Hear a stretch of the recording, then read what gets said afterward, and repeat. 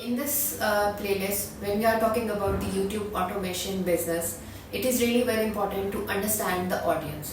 जैसे कि मैंने लास्ट वीडियो में कहा था कि ये बहुत ज़्यादा इम्पॉर्टेंट है कि आप अपने बिजनेस से अपनी ऑडियंस की किस प्रॉब्लम को सॉल्व कर रहे हैं.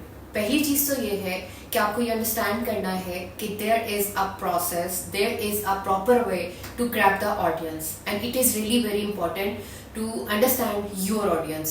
You have to select the audience जिस audience के आप specific problems को solve कर रहे हैं.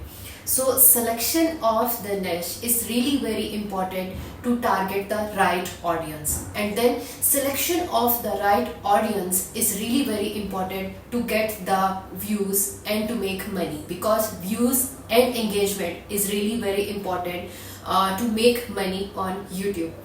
इसको YouTube की ज़ुबान में हम यूज़र रिटेंशन भी कहते हैं कि कैसे हम अपनी यूज़र एंगेजमेंट को ज़्यादा से ज़्यादा कर सकते हैं. और YouTube का एल्गोरिदम भी ऐसे ही काम करता है. YouTube आपको पे करता है उस एडवर्टाइजमेंट की बेस पर, या उस एडवर्टाइजमेंट पे वो आपको कमीशन पे करता है जो एडवर्टाइजमेंट YouTube के प्लेटफॉर्म पर आपकी वीडियो के थ्रू देखी जा रही है. अब आपकी वीडियो पे जो भी एडवर्टाइजमेंट लगेगी, it will be relevant to your topic. So दो तीन चीज़ों का आपने ख्याल रखना है. पहली चीज़ तो ये है कि you have to improve the user retention, you have to grab the attention of the audience. For this purpose आपको एक clear टॉपिक या निश को सिलेक्ट करना है, और ये आपको अंडरस्टैंड करना है कि आपको अपनी ऑडियंस की किस प्रॉब्लम को सॉल्व करना है. सेकेंड इम्पॉर्टेंट चीज़ है जिस पे हम लोगों को काम करना है, वो ये है कि यूज़र रिटेंशन के लिए हमें YouTube के एल्गोरिदम को समझना है. एंड YouTube का एल्गोरिदम बहुत शफाफ तरीके से काम करता है कि आप जिस प्रॉब्लम को सॉल्व कर रहे हैं, क्या आपकी इस प्रॉब्लम से आपकी ऑडियंस इस के प्रॉब्लम सॉल्व हो रहे हैं, क्या वो उसमें इंटरेस्ट ले रही है, क्या वो आपकी वीडियोस को देखना चाहते हैं, क्या आप उस स्पेसिफिक प्रॉब्लम के अंदर अपने यूज़र या ऑडियंस को एंगेज कर पा रहे हैं या नहीं. सो इन सब चीज़ों के लिए बहुत क्रूशियल पार्ट है टू सेलेक्ट द राइट निश. एंड अब आपको यहाँ पर एक बहुत इंपॉर्टेंट पॉइंट को अंडरस्टैंड करना है, वो ये है कि आपकी टारगेट मार्केट क्या है.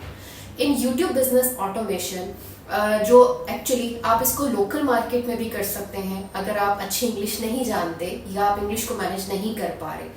But we would recommend you to select the US, UK, Australia and developed countries marketplaces, because in that marketplaces you will get the good amount of money in return as a monetization. like उसके अंदर हम उन markets के अंदर हमें अच्छे पैसे बन जाते हैं इन सिंपल वर्ड्स. अब क्योंकि हमने YouTube ऑटोमेशन के अंदर कोशिश ये करनी है कि हम बाहर की मार्केट को टारगेट करें, स्पेशली US, UK, ऑस्ट्रेलिया, जिस मार्केट को भी आप टारगेट करना चाहते हैं.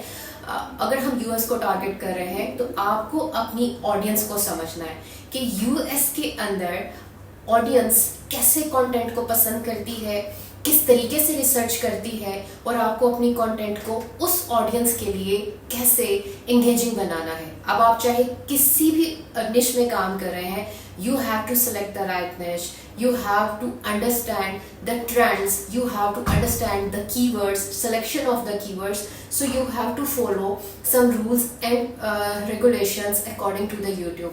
In our next video, we will discuss about the algorithm, policy, procedures, rules and regulations of the YouTube. But you have to understand the basic algorithm of the YouTube. Problem solve करें and solution दें. This is the basic purpose of YouTube platform कि आप अपने customer की या आप किस problem को सॉल्व कर रहे हैं, या आप अपनी ऑडियंस की किस प्रॉब्लम को सॉल्व कर रहे हैं. If you can do this, you are successful in this business model.